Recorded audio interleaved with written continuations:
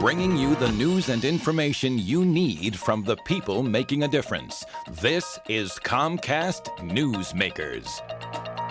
My next guest says it is more important than ever for the elderly in particular to get a good night's sleep. Hello and thanks for joining us. I'm Rebecca Cook and this is Comcast Newsmakers. This hour's newsmaker is Bob Bird, owner of Home Instead Senior Care, and our topic today is sleep and the elderly. Thank you for joining us today, Bob. Oh, nice to be here, Rebecca. So tell us, aside from running out of time in terms of not getting enough sleep, there are a lot of other reasons why the elderly in particular have a hard time with it. Tell us about it. Exactly. Younger folks just don't have time to get enough sleep. But in elderly folks, they have enough time, but they're not getting very good sleep and they're getting a lot of interrupted sleep. And there are a number of reasons for it. There are physical reasons and psychological reasons and emotional reasons. Let me just talk about the physical reasons first, because they're pretty cut and dry. As we get older, we have more aches and pains. So folks are having discomfort from arthritis or maybe some other medically related issue, and this can interfere with sleep. Or a combination. It could Absolutely. be a lot of things. Another physical thing is that as we age, there are more issues of bladder and prostate, which mean people are often getting up and down, going to the toilet more often, and then have more difficulty getting back to sleep afterwards. So these are just a couple of the physical issues that sort of create. Also, for people that have medical problems, like cardiac problems or problems breathing, lung issues, it's hard for them to lie flat Or on allergies. their back, and they have to sit up in a chair and try to sleep, and that's really difficult as well. Right, and now I know there's psychological issues as well that come into play. Big time, particularly for people with dementia, Alzheimer's and other dementias, but primarily Alzheimer's.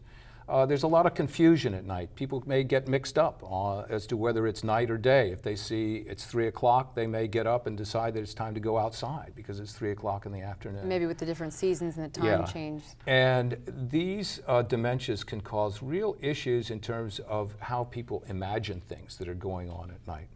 And that just leads into the third issue, which is emotional. Nighttime is dark and spooky for a lot of people, and they don't sleep well. They may worry that they haven't locked the door or somebody could break in.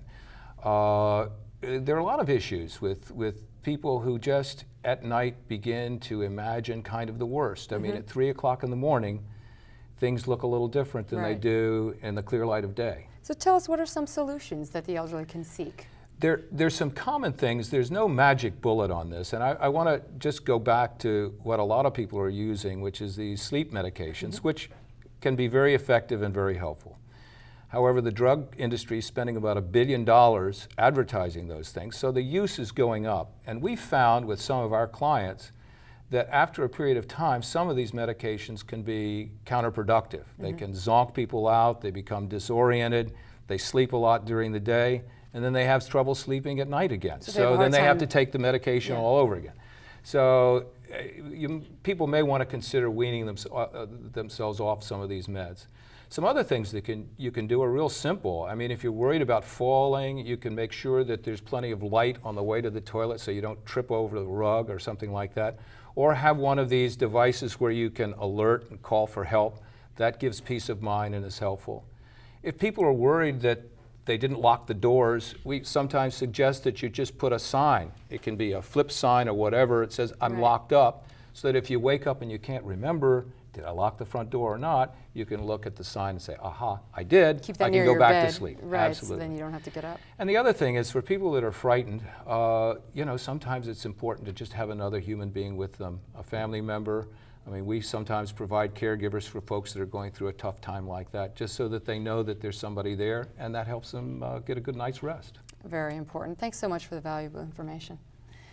This hour's newsmaker has been Bob Bird, owner of Home Instead Senior Care. I'm Rebecca Cook for Comcast Newsmakers, which is seen exclusively on Comcast Cable. For more information, please join us on the web at cna.tv. Thanks for watching.